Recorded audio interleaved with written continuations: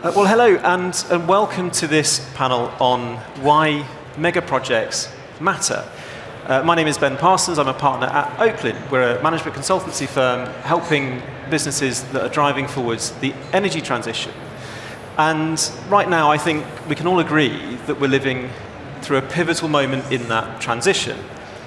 We all know that, to put it mildly, we've got the planet in a bit of a mess. And I think if you're Spanish or Portuguese, you don't need me to tell you that the system can be quite fragile. And that means we face a monumental challenge at the moment. But with big challenges come big solutions. And that means to meet net zero, we're building bigger, bolder, and more complex projects than ever before. I remember back when I first started out in energy, unless you were in oil and gas, we would be quite proud of projects in the tens, maybe hundreds of millions if you were lucky. That was a big deal. But now the multi-billion-pound mega project is becoming completely normal. This is a completely new era for our sector. And a million and a billion might sound quite similar. They're both big numbers. They sound very similar. But just to put that in context for you, if you were to travel 1 million meters from where we are in London today, you'd end up in a nice holiday spot somewhere in the south of France, possibly the Swiss Alps. But if you were to travel 1 billion meters from here, you could go the entire way around the Earth's surface, 25 times. That is an extraordinary difference in scale and complexity. And we aren't just doing 1 billion. The UK alone expects to invest £40 billion every year for the next 6 years at least in the energy transition. And that's just the UK. That means we're seeing these mega projects everywhere, from new nuclear to large offshore wind, transmission connections, storage, and more. We're taking on more projects, we're doing them faster against some really tough deadlines, and all at the same time. And that brings both unprecedented opportunity and risk. If we're honest, if the UK had a report card for its past mega projects, it would probably say, could do better. And so, on this panel today, we're going to be talking about why are mega projects so central now to this energy transition? Does bigger always mean better? How do we actually deliver these enormous undertakings on time, on budget, and at scale? And crucially, how do we ensure that these create lasting value, not just for us in the industry, for investors, but for the public as a whole? And so I'm absolutely delighted today to be joined by a fantastic panel sitting to my right, to unpack all of these questions and more.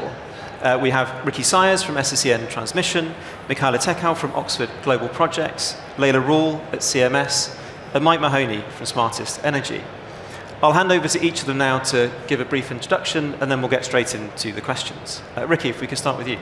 Thanks, Ben, and really pleased to be here, and I'd like to extend my thanks to Oakland for engaging me to talk today. So my name, as Ben's called out, is Ricky Sayers, and I work for SSEN Transmission.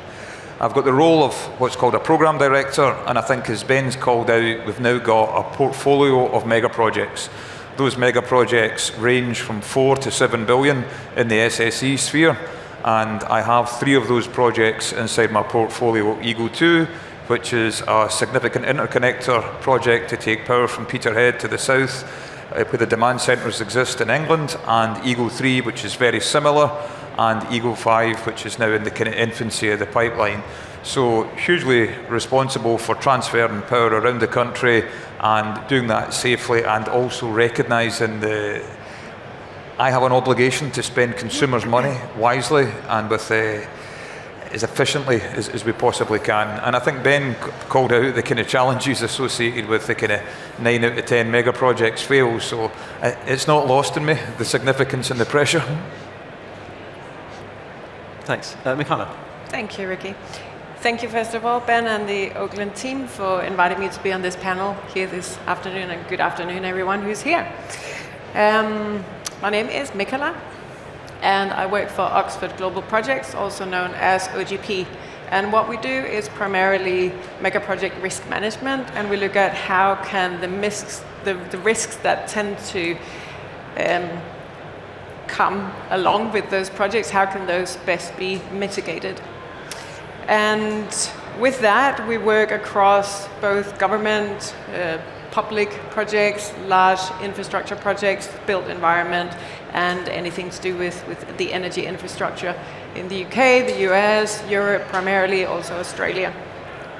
So in terms of the why of Oxford Global Projects, well, we've got a long enough lever to kind of nudge the senior decision makers or the key decision makers in the right direction.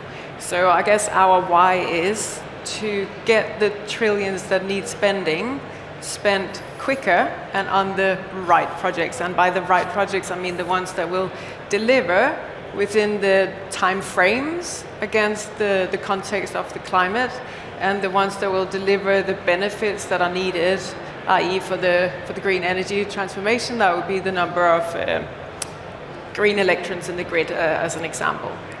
So I'm here today to share with you everything that we have time to share in terms of how do these mega projects typically perform, and what do we need to do better, because we need to do a lot better. We certainly do. Thanks, Michaela. Leila. Thanks. Hi, I'm Leila Roll. I'm a partner and head of the real estate, energy and infrastructure team at the law firm CMS. So I will hopefully bring us a legal perspective to the discussions today. My team and I spend our time helping to secure land and planning for these mega projects, especially in the energy world. So I'm working on some offshore wind projects. I'm heading off to a DCO examination after I finish here today. Lots of hydrogen projects, solar, battery storage. We're sort of energy agnostic, but we need all of this, I think, to accelerate our net zero attempts. Keir Starmer said last week, energy security is the same as national security. And I think we definitely need to do better on that report card, and we've got quite a long way to go. The Chinese announced last week they're putting a nuclear power plant on the moon, and I'm not saying that we need to do that just yet, but we need to think big, and we need to think faster about how to deliver these projects. Thanks, Leila. And Mike. Thank you. Good afternoon, everyone. My name is Mike Mahoney. I'm now the head of structure origination at Smartest Energy. I've just passed my 30th anniversary of working in the energy industry. And Smartest Energy has really got kind of net zero at its heart. It started in the year 2000, and its growth has really charted that of renewable energy in the UK. Started with the renewable obligation. We're now kind of expanding globally. We've got offices in the US and Australia, and we're looking into kind of Europe and other regions. We are essentially a commercial partner for mega projects, and if we're not the commercial partner, we're certainly impacted by what will happen when they come online. My work, sort of leading the commercial negotiations, is focused with batteries, offshore wind, hydrogen electrolyzers, and some data centers as well. So yeah. Thank you. Thanks all. So we're going to get straight into the discussion, and we've got some questions to kick us off. But I would say to anybody, please do use the Slido link above. If you've got questions that you want to ask the panel, they should, in theory, if the technology works, appear on this iPad, so I can help put those to the panel. But to kick us off, Ricky, if I could just turn to you first. I think, as we alluded to in the introductions, we're not just doing bigger projects. We're doing lots of them all at the same time. Sometimes it feels like we're doing everything, everywhere, all at once. How do you manage the scale and complexity, not just of mega projects, but of mega portfolios that we have to do now for net zero? Yes. Let's just say there's a few sleepless nights. I think the kind of key thing for me is let's just call out what is a mega project. So you've probably got a better definition of this than me, but effectively anything generally over $1 billion, or multi-stakeholders, multi-government regulatories, or high complexity DCOs is what I would typically classify it. Recognising that we've got these mega projects, they're absolutely significant in size, that there's no getting away from that. But mega projects are absolutely vital. They stimulate growth, they change societies, they change economies, they stimulate jobs, they drive new innovations, and they create massive environmental changes, sometimes for the negative, but mostly for the betterment. So if we've got all of that high reward, we have to recognise very often that comes with high risk. So one of the significant things we have to do is look at how we manage risk as a portfolio. And I think going into a mega project, you have to go into it eyes open, recognising that risk is absolutely your number one activity to manage. Now, I spend the vast majority of my time trying to manage these portfolios and to reduce the risk exposure, the risk likelihood, and the potential for things to overall go wrong. Couple that with the fact that the government wants us to meet environmental targets. We've got Paris agreements, we've got 50 gigawatts to hit. How are we going to do all of that? I need to be energised, and the most important thing for Eastern Green Link 2 to be energised is online in 2029. But I don't want you to take too much risk. So how do you balance that tension between you have to hit the targets that we're all striving to achieve and to realise the benefits and to reduce energy bills, but at the same time trying to execute significant portfolios? With that, we've had to sit down with the regulators, with the government, with DESNZ, and to say, right, how can we collectively come together from a collaboration perspective and how we can approach that? Number one, the regulator has to come and help us. If you look at the past, we used a thing called LOTI, Large Onshore Transmission Investment. It would take an initial needs case. This is what we need to do. This is a final needs case. This is how it's going to happen and what it's going to cost. Then you would go into a 1.5 year determination. Then you would get your funding strategy. Overnight, the regulator brought in new legislation called ASTI, which is the Accelerated Strategic Transmission Investment. And immediately we got the upfront funding to start the early construction works. We got the decision-making processes. We got the needs case authorised. So all of a sudden, all 3 TOs in the UK have got the green light to start delivering projects. That's great. It's innovative. It drives us forwards. And that gives us a real success story. That then moves the dial on to how do you deal with a distressed supply chain? Well, actually, the days of master-slave have gone. How do you actually get into partnership with them? So then you go into portfolio relationships. You go out, you meet Tenant, you meet Red Electrica, you work with Elia. How as Europe can we get together and collaborate better? So we've had to share and engage with each other. We've standardized the technology. So if you go to a Hitachi Energy or a Siemens or a GE, we're trying to cookie cut the design it once, build it many times.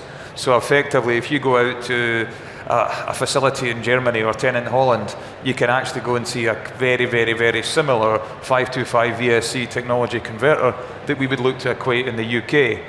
So we've tried to reduce the risk by standardisation and harmonisation across Europe. We've tried to work with the governments and the regulators to reduce the kind of decision-making timelines. And we've also tried to innovate a bit internally. And how do we actually take decision-making? Now, one of the key things we're kind of challenged with is nobody wants to take a decision that they might get wrong. And if you take that decision to its nth point, the level of engineering and definition and evaluation that it would take, you'll actually end up missing your end date. So how do you empower teams to actually take risks and not punish them for getting it wrong? So how do you create that psychologically safe space that people can take decisions? So one of the mantras that we initiated on Eagle 2 and the portfolio was, right guys, I'm going to empower you to take decisions with 70% of the data, and I'm giving you permission to get 20% of them wrong. And if you get it wrong, you fail fast, learn quick, and we come back online. Because actually, when you look at the recovery profile that we've got, we have to have speed of decision making is vital in there, and we have to know and identify early if we've made the mistake and then bring it back onto line.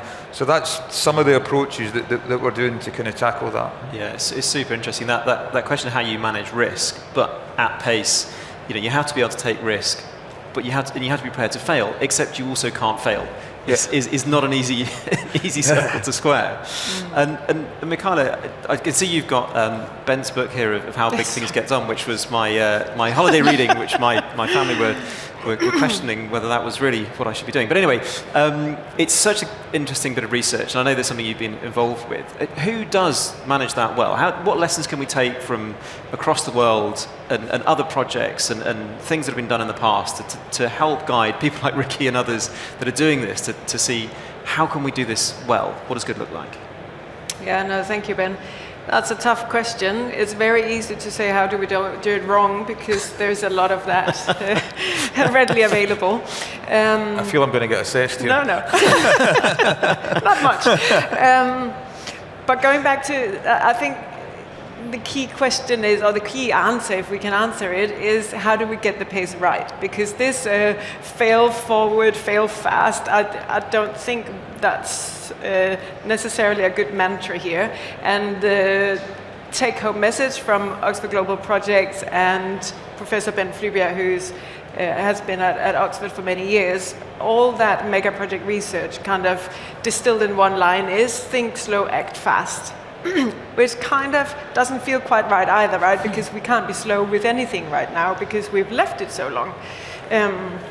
So what we have seen in terms of mega project management performance, and we recently published a paper with Princeton University looking at hydrogen, carbon capture, wind, onshore, offshore, nuclear, so all the renewables and net zero emission technologies and projects over the past 20 years to see if the iron law of mega projects applies to these renewable energy projects or the no emission projects. The iron law of mega projects is basically stating over budget, over time, under benefits, over and over again. And that's what we've been doing since we started recording these numbers for the projects we've done. So for hundreds of years, that's what people have been doing. And what we found is that, of course, it also applies to renewable large projects. And these projects, like you was giving a good, that's Oxford Global Projects definition of mega projects as well, what Ricky said.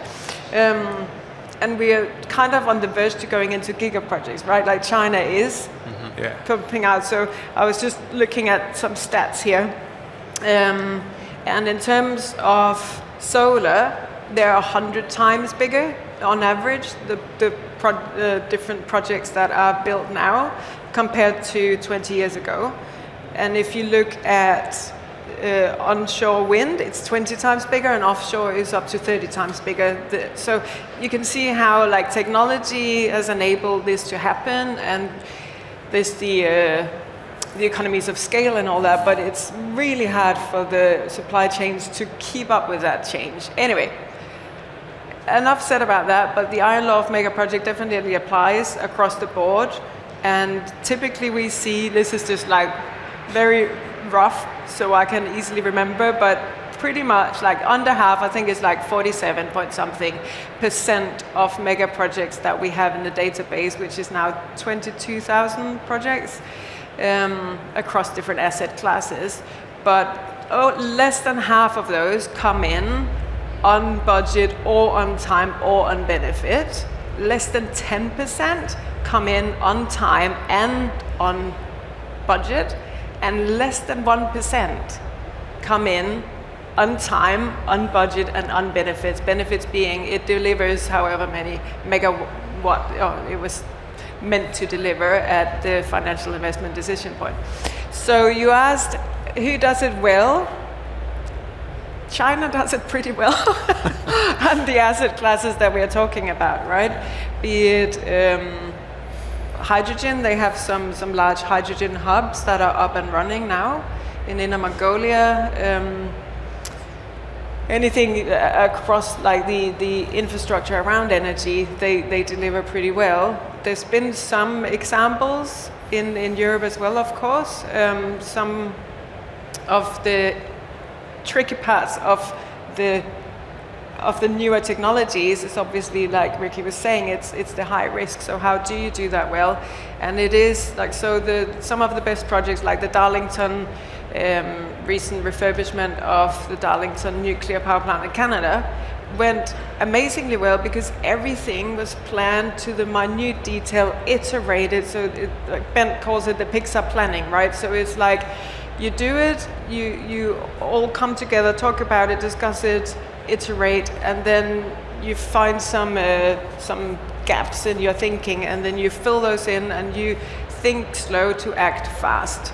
So it is being done. In terms of specific happy story projects, I can't think of many in the energy right now off the top of my head. Heathrow Terminal 5 was a brilliant example of a project that went really well. And definitely collaboration, insight sharing, good project management, staying on track, especially at the beginning of a project, so you don't lose, like, so you don't snowball the overrun Yeah. at the beginning of the project is super important. But yeah, there's lots of learnings, but It's super interesting. I mean, Terminal 5 is a great one because I know there are people that worked on that project that still are proud to sort of see that as the place they work. You know, the kit, the badges, the logos, everything. They're still massively proud of being part of that project. And I know, Ricky, it's something we've looked at doing on Eagle 2 as an example. well, and some interconnectors have worked really well as well. Yeah. Within the last 5 years, they've been delivered on time and on budget. And if I come to you next, Leila, I mean, we're doing all of this, and it's not just companies like SSEN doing it. We've got a whole industry that's trying to build infrastructure at a heck of a rate in a way that hasn't happened probably in our lifetimes. How does that enabling environment from the legal frameworks, the regulation, and everything work together to make that possible? And what are you seeing in that space? There's an unprecedented amount of change at the moment. I don't think I've ever seen so many government consultation papers in terms of planning reform in my entire life. It feels like buses coming along. There's certainly not just one. There's about 15 in the last year where they've been consulting on how and what we need to do to speed up the process of getting these projects consented. They've introduced the idea of various different things to increase the speed. So they've introduced a fast-track service for nationally significant infrastructure projects with the aim to allegedly cut the time for those in half. I think the devil is in the detail in those regulations that they're talking about, but I only know one project so far that's taken them up on that kind offer to go into the fast-track service. So we'll be keeping an eagle eye on that to see whether that actually works through and does what it's meant to do. They announced last week some changes to the consultation process for megaprojects, for development consent order projects, because that's one thing that has historically caused a huge amount of delay before the projects even get into application stage. Going out to consultation, which is a really critical part of any megaproject, engaging with the local community, working out what's going to work, if there are easy ways of avoiding problems and things that are going to be contentious. No project wants to come out and go through an area that they don't have to. But that's also been historically quite a shackle on projects because the statutory regime has required significant consultation. If then something falls out of that consultation process that then requires the project to be redesigned in any significant way, those projects have then had to go back into the consultation process, which has created quite significant delays. So the government are trying to throw all of that up in the air with the aim to reduce what is the sort of average pre-consultation period for consultation from 2 years down to 1, which is quite a bold claim, but I will be very excited if we get to that position. Some mega projects that I'm aware of have taken 7 years in pre-application stage. Wow. So the government saying 2.5 is kind of average as well. But we'll see. But if we can get that down to 1, then that's, you know, another step forward in terms of getting these projects out the ground quicker.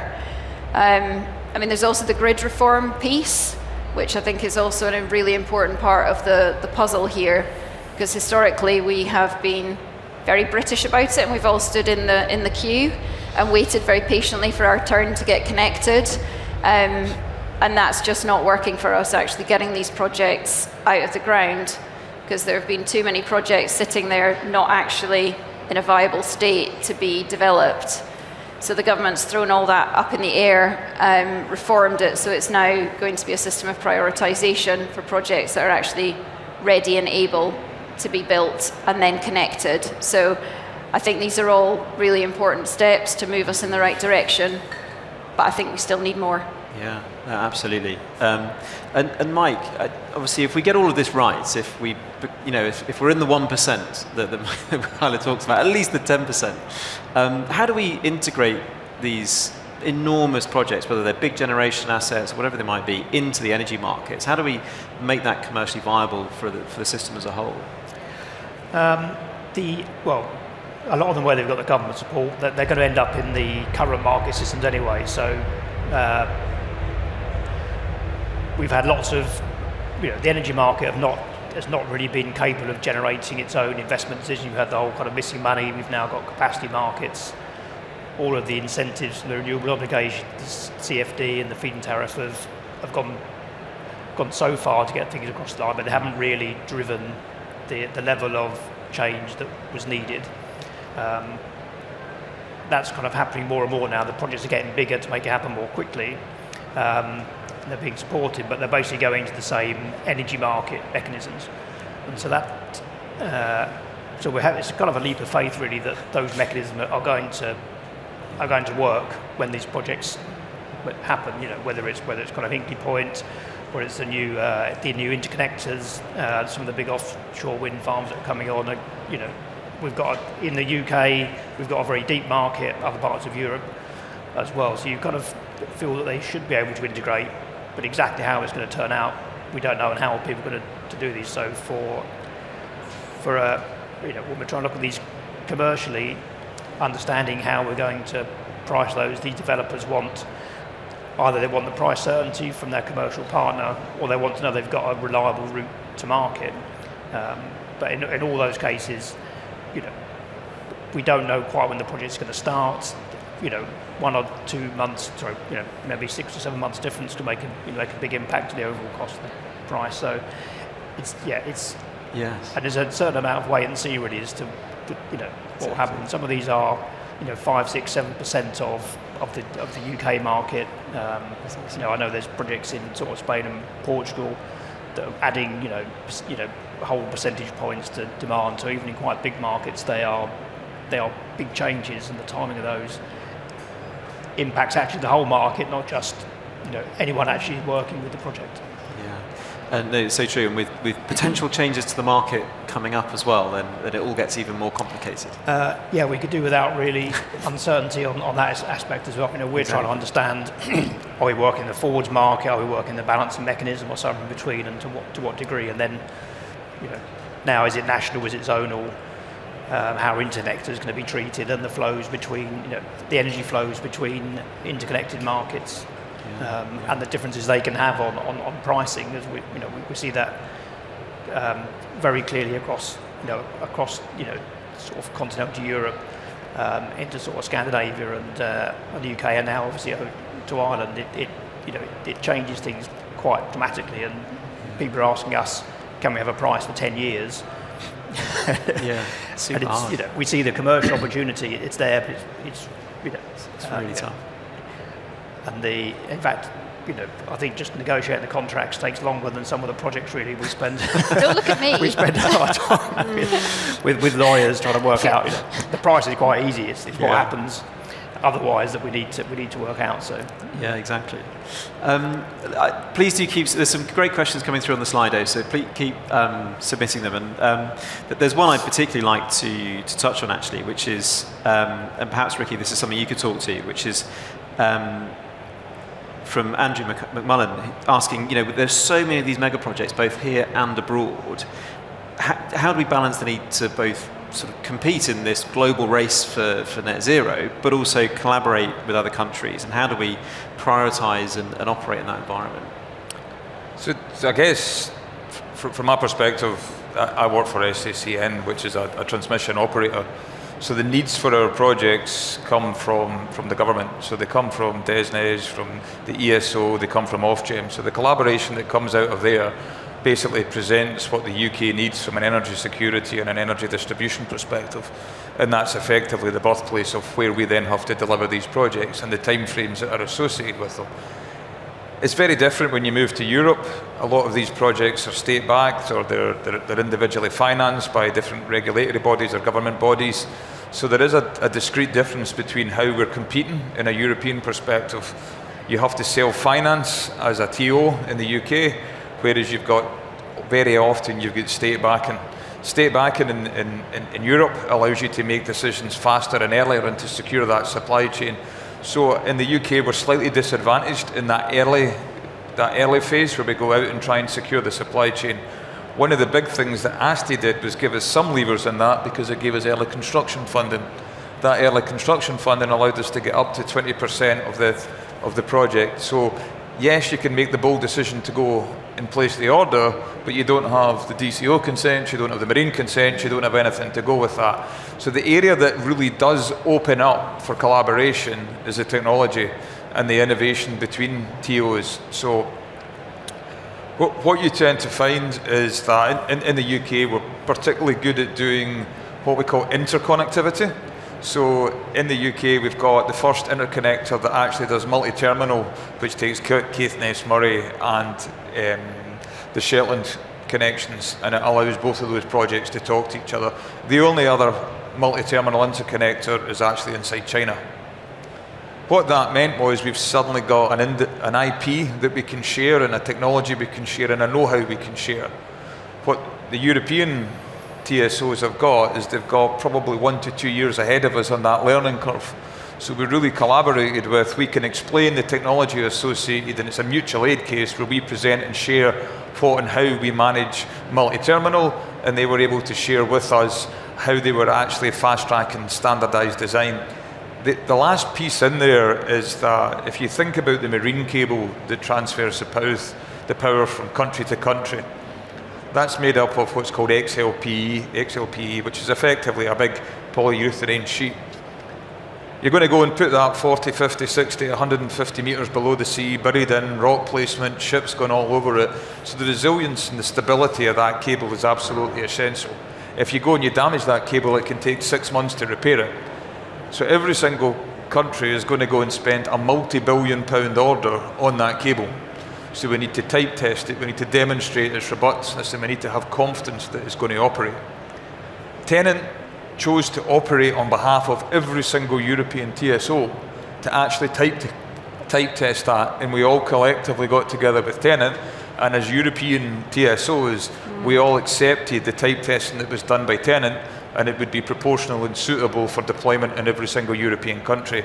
That is really, really good evidence of collaboration, and it's something that continues to go on. I think it's such a challenge, and one of the things is, part of that is the standardization of the way these projects operate, I think, as you describe. And I know that's something, Mikhaila, that your team has done a lot of research on, is how you make this as modular and repeatable as possible. Mm-hmm. One question I did want to ask you, actually, and it's come through from Alicia here, is about the broader sustainability impact of all of this. So, Ricky's talked about, digging up the seabed and putting things in. We know we're doing this for net zero. We know we're doing this because we have to for the climate and for the planet, but we can't get away from the fact building things has an impact. How do we manage that sustainability impact on the environment as a whole as part of these projects? Mm-hmm. Yeah, and it's not just the environment, right? It also is the sustainability in terms of, well, the financial sustainability, but also the human value of these projects. And there are some really neat studies that came out of the US a few years ago on the US net zero, which the group at, I think it was the Andlinger Science Center, has done in a couple of different countries now. But looking at just the sheer footprint of these things, like how many hectares do you need for this size of a gigawatt solar farm or onshore wind? And again, like looking at nature-based solutions where possible to kind of sit alongside those big renewable projects. And then again, it's about the data and the data sharing. So there's various databases now from NASA as an example, where you can look at the biodiversity for both flora and fauna, or the active spots. So obviously, first of all, preserve the areas that are most important in terms of biodiversity, if you're looking at that side of sustainability. The tricky part is that a lot of these projects, I think, is something like 28% of the renewable megaprojects overlap with sensitive ecosystems. So again, really like collaborating, especially obviously with local communities in those areas, and sharing the data on the impact, so you learn from mistakes as you go forward. It's actually still quite hard to find good data, especially around what we think might be the estimated impact on ecological environments versus what's the actual impact. And we've come across various examples. So we work a lot with the Hong Kong government as an example. They were saying that, okay, so instead of having this linear infrastructure project on the surface, they were gonna put it under a wetland because of protecting the biodiversity, and it would also keep looking nice, this piece of wetland.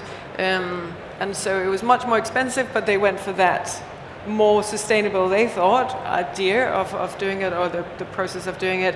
And then they ended up accidentally draining the whole area because that was the unforeseen consequence of all that work that went on underground. So you just don't know. It's so hard to predict. But in terms of how it's done well, I mean, there's green corridors between those. Yeah. There's lots of potential greening of man-made deserts, right? So in Oman, as an example, where if you have solar farms built and they are like on stilts, and you provide that shade, then how does that impact those areas? Super. So there's lots and lots of opportunities, Super and I think as long as they are thought in early on and planned, and there's more and more research coming out from economists looking at what is actually the value of the environment, right? Yeah. Like, can How we do put you a value value those to that? But how externalities? do you value it?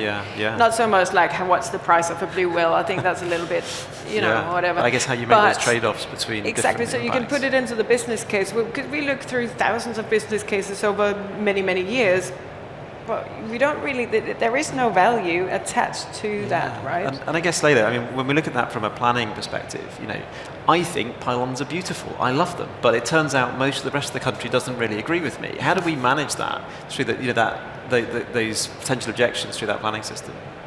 Well, I think it's like Michaela said, it's a balancing act, and bringing the community along with the relevant project. And there's lots of different technologies that are coming through that I think will help with that. So balancing, food security with energy security. So, allowing sheep to graze underneath panels that can now be designed in that way. So you sort of have an agrivoltaic scheme, or looking at putting panels on reservoirs or lakes so that they're not actually in a green field that could be used for something else. So I think people are starting to think outside the box on these things, but the regulations aren't really keeping up with the technology. There's sort of a one-size-fits-all for these kinds of projects in a legal sense and planning at the moment. Yeah, I think it's such a challenge. And Mike, when we look at it from a commercial perspective, obviously there's a lot of volatility in the market, a lot of uncertainty. Again, how are we managing that uncertainty from a commercial perspective? We have to try and be as innovative as we can with our pricing, but also our learning from the market, so our ability to forecast, the tools we use to understand what's going on with the pricing. There's the team of people that work in that area is growing. A fairly small team a few years ago is now one of the biggest teams we have. So that gives you the commercial advantage, that ability to understand and innovate the technology. We've now got more sort of quant analysts than we ever had before. So it's about learning as much as you can, as quickly as you can, implementing that, and trying to do it more quickly than the competition, really. So. Great. Well, look, the red buzzers are flashing at me, which tells me we're out of time. I think we could carry on talking all afternoon, but I won't stand between you and lunch any longer. So it's been a really interesting discussion. We've talked all about some of the biggest and most challenging projects in the energy sector. We're all going to get back to a few more sleepless nights as we try and get into Michaela's 1%. We're going to do our best. But if you could just join me in thanking the panel of Ricky, Michaela, Leila, and Mike.